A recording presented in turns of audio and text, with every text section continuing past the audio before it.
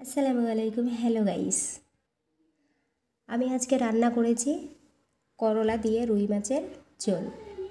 করলা আলু রুই মাছের ঝোল বানিয়েছি। একদমই রান্নাটা করতে ইচ্ছা করছিল না, তো এইভাবে আমি রান্নাটা করে নিয়েছি। তো অনেক আপুরাই আছে আমার থেকে অত্যন্ত সুন্দর করে রান্নাটা করে। অনেক আপুদের রান্না আমার অত্যন্ত ভালো লাগে দেখতে, আমি দেখি আমার থেকেও অনেক অনেক রান্নাই ভালো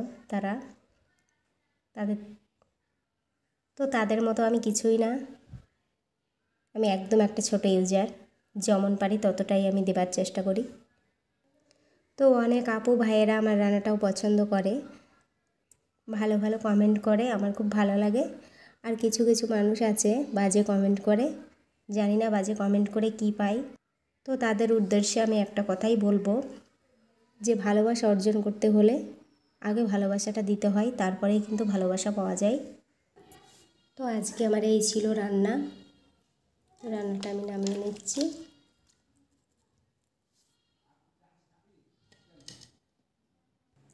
তো দেখো বন্ধুরা, রান্নাটা কত সুন্দর লোভনীয় হয়েছে।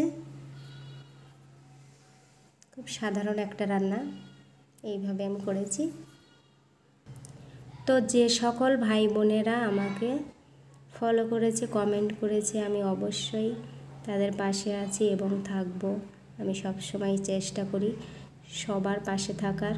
তো আমাকে যে ফলো করেছে আমি তার সঙ্গে, তো আমরা চেষ্টা করব সকল ইউজারদের পাশে থাকার। তো সবাই ভালো থাকবেন, সুস্থ থাকবেন। আল্লাহ হাফেজ।